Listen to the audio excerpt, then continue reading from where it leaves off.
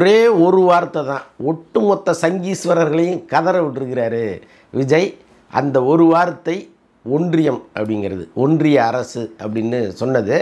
யாரெல்லாம் ஒன்றிய அரசு அப்படின்னு சொல்கிறாங்களோ அவங்க எல்லாருமே பிஜேபிக்கு எதிரானவர்கள் அப்படிங்கிற முடிவை பிஜேபி எடுத்து ரொம்ப காலம் ஆச்சு.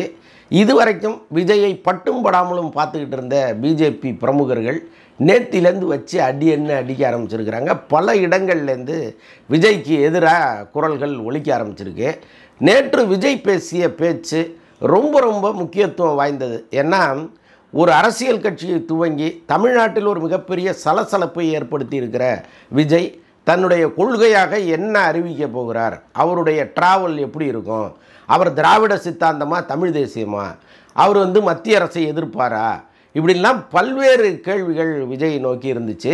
எல்லாமே அவருடைய மாநாட்டுக்கு பிறகு தெரியும். அது வரைக்கும் அவருடைய சித்தாந்தம் என்னங்கிறது யாருக்குமே புரிபடாது அப்படின்னு நினச்சிக்கிட்டு இருந்த சூழலில் நேற்று நீட் தொடர்பாக அவர் பேசின விஷயம் மிகப்பெரிய சர்ச்சையை ஏற்படுத்தியிருக்கு.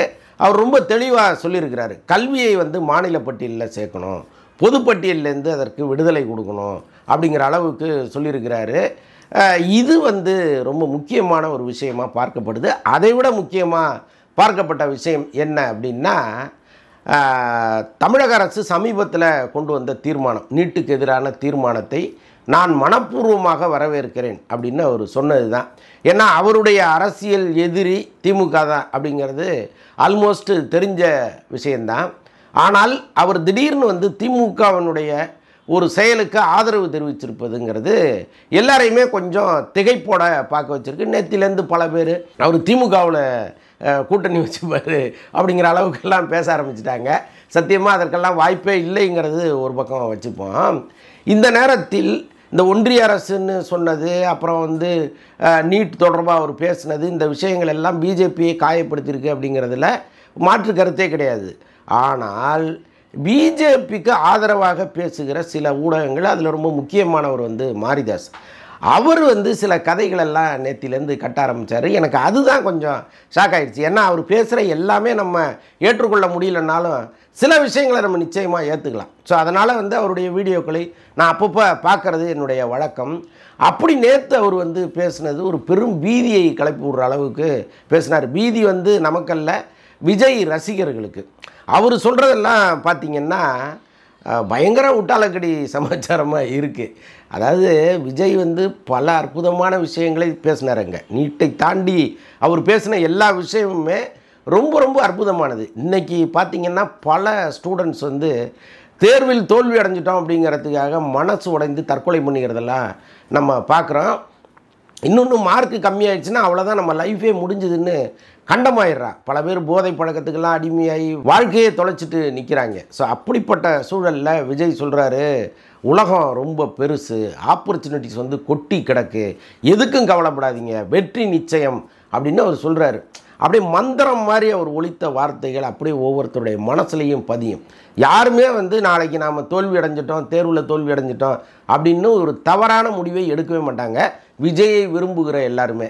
இன்றைக்கி விஜயை விரும்புகிற இளைஞர் கூட்டம்ங்கிறது கணிசமாக இருக்கிற இந்த சூழலில் விஜய் மாதிரி ஒருத்தர் இப்படி பொறுப்பான வார்த்தைகளை மாணவர்கள் மத்தியில் சொல்லும் பொழுது அதையெல்லாம் ஊக்கப்படுத்த வேண்டிய இவர்கள் விஜயை அச்சமூட்டுகிற மாதிரி பல விஷயங்களை அங்கே எடுத்து வைக்கிறாங்க. அதைத்தான் நான் சொல்ல வரேன். விஜய் அச்சப்படுறாரா இல்லையாங்கிறது வேறு விஷயம். ஆனால் விஜய்க்கு பின்னால் திரண்டு நிற்கிற இந்த கூட்டத்தை குழப்புகிற வேலை நடக்கிறதுங்கிறது தான் ரொம்ப முக்கியமானது. இப்போ இந்த மாரிதாஸ் என்ன சொல்கிறாரு அப்படின்னா, விஜயினுடைய வீடு நீலாங்கரையில் இருக்கு இல்லையா, இந்த வீடு கடல் தொலைவிலிருந்து சில மீட்டர்கள் தூரத்தில் இருக்குது. இப்போ சட்டப்படி இந்த வீட்டை இடிப்பதற்கான நடவடிக்கைகள்லாம் எதிர்காலத்தில் இருக்கும். திமுக விஜய்கிட்ட உன் வீட்டை இடிச்சிருவோம் பார்த்துக்கோ அப்படின்னு சொன்னதுனால தான் அவர் தமிழக சட்டசபையில் நீட்டுக்கு எதிரான தீர்மானத்தை ஆதரித்து பேசுகிறாரு அப்படின்னு ஒரு கருத்தை சொல்கிறாரு. இதன் மூலம் அவர் சொல்ல வர்றது என்னன்னா, விஜயின் வீடு விரைவில் இடிக்கப்படும். ஏற்கனவே விஜயகாந்த் வீடை எப்படி இடித்தாங்களோ, விஜயகாந்த் திருமண மண்டபத்தை, ஸோ அந்த மாதிரி விஜயினுடைய வீடு இடிக்கப்படும் அப்படின்னு இவர் சொல்கிறாரு. இவர் விஜய் வீட்டு பக்கம் போய் பார்த்தாரா என்னான்னு எனக்கு தெரியல. ஏன்னா விஜயினுடைய வீடு இருக்கு இல்லையா, அதுக்கு முன்னால் கடலை ஒட்டிய நிறைய பங்களாக்கள் இருக்குது. இப்போ விஜய் வீடுங்கிறது கொஞ்சம் தள்ளி தான் இருக்குது. இப்போ ஆக்சுவலாக இவங்க வந்து ஏதோ ஒரு சட்டத்தை காரணம் காட்டி இடிக்கிறாங்க அப்படின்னே வச்சுப்போம். அப்போ வந்து எங்கே இருக்குது விஜய் வீடு அப்படிங்கிறத நம்ம பார்க்கணும்ல. இப்போ அதற்கு முன்னாடி இருக்கிற பல வீடுகளை இடிச்சிட முடியுமா? சரி, ஓகே, விஜய் வீட்டை இடிக்க வராங்க. பக்கத்தில் பாரதி ராஜா வீடு இருக்கு, அவர் என்ன பாவம் பண்ணார்? இதே தொலைவில் தான் அவரும் வீடு கட்டியிருக்கிறாரு. சரி, பாரதி ராஜா விட்டுருங்க, சபரீசன் வீடே அவ்வளோ தூரத்தில் தாங்க இருக்குது. முதலமைச்சருடைய மருமகன் வீடு அவ்வளவு தொலைவில் தான் இருக்குது. அப்போ விஜய் வீட்டை இடித்தா அந்த வீட்டையும் இடிக்கணும்னு கேட்பாங்களா, கேட்க மாட்டாங்களா? அப்போ இப்படி ஒரு கேள்வி நாளைக்கு வருங்கிறதெல்லாம் தெரியாமல் இவர் பாட்டை உட்காந்து ஒரு புதுசாக ஒரு விஷயத்தை கிரியேட் பண்ணி விடுறது. அதுக்கு காரணம் என்ன அப்படின்னா, விஜய் பேசிய இந்த ஒன்றியம்ங்கிற வார்த்தை தான். அது இவங்களுக்கு ஒரு மிகப்பெரிய எரிச்சலை உண்டாக்கியிருக்கு. அதன் விளைவாக இவங்க பேசுகிறாங்க. அது மட்டும் இல்லை, இப்போ விஜயகாந்த் கல்யாண மண்டபம் இடித்தது நிச்சயமாக அதுக்குள்ளே ஒரு உள்நோக்கம் இருக்குது. ஆனால் அன்னைக்கு வந்து சூழல் கரெக்டாக அங்கே வந்து ஒரு மேம்பாலம் கட்டணும்னு வந்து அமையுது. விஜயகாந்த் கட்சி ஆரம்பிக்கிற எண்ணத்தில் இருக்கார். ரெண்டும் கோயின்சிடென்ட்டாவது அடித்து தூக்கு அப்படின்ட்டாங்க. ஒன்றுமே இல்லாமல் அங்கே ஒரு பாலமே வரலன்னு வைங்களேன், விஜயகாந்த் மண்டபத்தை யார் இடிக்க போகிறா? அதை மட்டும் தனியாக வந்து பொக்லைனை வச்சு தூக்கிட்டு போயிடுவாங்களா என்ன? இந்த பொக்லைன் அரசியலுங்கிறது உத்தரப்பிரதேசத்தில் இருக்குது. அதை இங்கே கொண்டு வந்து அப்படியே அழகாக உள்ள நுழைச்சி விஜய்க்கும் விஜய் சார்ந்தவர்களுக்கும் ஒரு த்ரெட்டனை கிரியேட் பண்ணுறதுங்கிறது என்ன மாதிரி அப்படிங்கிறது நமக்கு புரியல. நான் எதுக்கு இப்போ மற்றவர்கள் யாராவது பேசினா கூட நம்ம அதை கடந்து போயிடலாம், யாரோ உளறிட்டு இருக்கான் அப்படின்ட்டு. பட் மாரிதாஸ் பேசும்பொழுது நம்ம வந்து அப்பப்போ அவருடைய சில விஷயங்களில் நமக்கு உடன்பாடு உண்டு. சில வீடியோ போடுவார், கொஞ்சம் கேட்குறதுக்கு இன்ட்ரெஸ்டிங்காக இருக்கும். சரி, கரெக்டாக தான் பேசுகிறாரு அப்படின்னு தோணும். கிட்டத்தட்ட ஒரு 60-70% வீடியோக்கள் பிரயோஜனம் இல்லாமல் இருக்கும். அது ஒரு பக்கம் இருக்கட்டும்.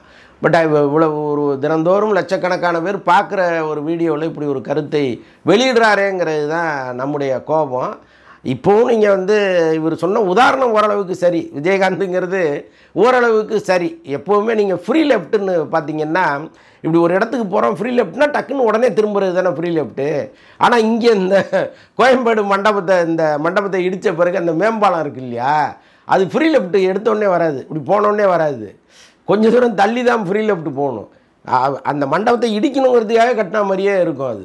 அது இப்போவும் பல பேர் அந்த இடத்துல வந்து நின்று குழம்பி எப்படி போகிறதுன்னு தெரியாமல் ரிவர்ஸ் எடுத்து போனதெல்லாம் நான் பார்த்துருக்கேன். ஸோ அந்த அளவுக்கு வந்து ஒரு அன்னைக்கு ஒரு வேலையை திமுக செஞ்சுது. திமுக செய்கிற கட்சி தான், அதுலேயும் வந்து நமக்கு எந்த மாற்று கருத்துமே இல்லை. ஆனால் இன்றைக்கி இந்த இடத்தில் விஜயினுடைய வீடு இடிக்கப்படுமா, இதுதான் நம்முடைய கேள்வி. அதற்கு 100க்கு 110% இல்லைங்கிறது தான் சரியான பதிலாக இருக்க முடியும். அதே மாரிதாஸ்ட்ட நான் இன்னொரு கேள்வி கேட்க விரும்புகிறேன். அப்போது திமுக போட்ட தீர்மானத்தை ஆதரித்து விஜய் பேசலைன்னா வீட்டை இடிச்சிருவோம்னு ஒரு ப்ரெஷர் கொடுக்குறாங்க, அதனால் விஜய் இப்படி பேசுகிறாருன்னு சொல்கிறீங்களே, அவரை ஏன் இப்படி ப்ரெஷர் கொடுக்கணும்? நீ கட்சியே ஆரம்பிக்கக்கூடாது, கட்சி ஆரம்பித்தா உன் வீட்டை இடிச்சிருவேன்னா கட்சி ஆரம்பிக்காமல் இருந்துட போகிறாரு. அது ரொம்ப சுலபமாச்சே. நீங்கள் படத்துலலாம் பார்த்துருப்பீங்க, ஒரு வில்லனுடைய ஆள் வந்து ஹீரோவை சுடுறதுக்காக வருவான். அவன் வந்து சுடுவான். எப்போவுமே வில்லனோட ஆட்கள் ஹீரோவை சுடும்போது அது குறிதவரி தான் சுடும், அது வேற எங்கேயாவது சுற்றும். அப்படியே ஓடியாந்து அவனை பிடிச்சி, யார் ஒன்று அனுப்புனது அப்படின்னா டக்குன்னு அந்த வந்தான் பாருங்க, அவன் மேலே ஒரு துப்பாக்கி பாஞ்சா அவன் செத்துருவான். நான் என்ன சொல்கிறேன், அவன் சொல்கிறதுக்கு முன்னாடி வந்தவனை சுடுறல்ல, பக்கத்தில் தானே ஹீரோ இருக்கார், அவரை சுட்டு தொலைச்சிட்டா படமே முடிஞ்சிருப்பேடா. அது செய்ய மாட்டாங்க. பல வருஷமாக அதை காமிச்சிட்டு இருக்காங்க, நம்மளும் வந்து கைதட்டி பார்த்துட்ருக்கோம். கிட்டத்தட்ட அப்படி தான் இருக்குது இந்த மாரிதாஸ் சொல்கிற உதாரணம். நீ வந்து நீட்டுக்கு எதிரான தீர்மானத்துக்கு ஆதரவு தெரிவிக்கலைன்னா உன் வீட்டை இடிச்சிருவேன் அப்படின்னு இவங்க சொல்கிறாரு. அதுக்கு நேரடியாக நீ கட்சி ஆரம்பித்தா உன் வீட்டை இடிச்சிருவேன்னு சொன்னால் அவர் வீட்டை அமைதியாக இருக்க போகிறாரு. அப்படி இருக்குது இவங்க பேசுகிற காமெடிகள் எல்லாமே.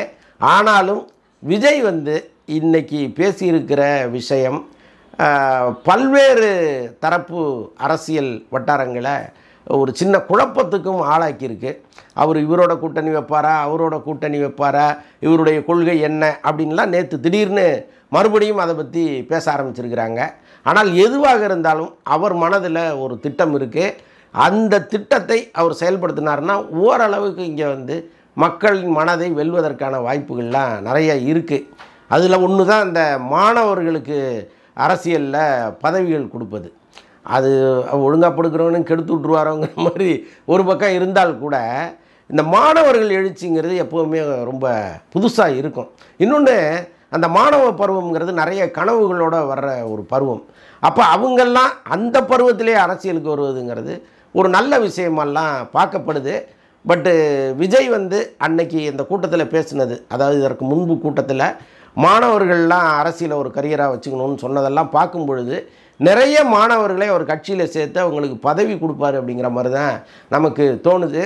இந்த கட்சியில் பதவிக்காக வருகிற பல பேர் பழைய பெருச்சாளிகளாக தான் இருக்காங்க.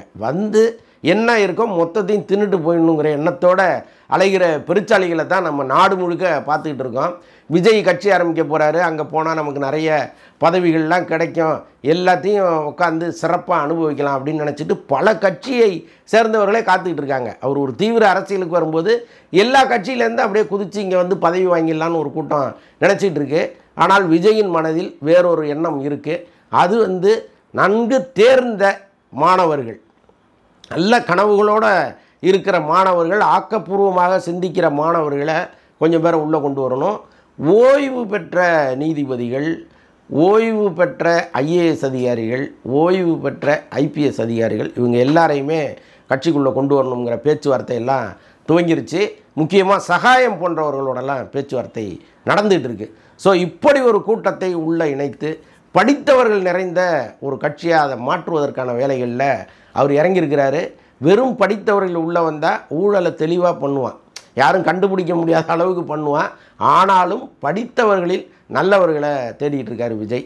ஸோ அப்படி ஒரு ட்ராக்கில் அவர் போயிட்டுருக்கிறாரு.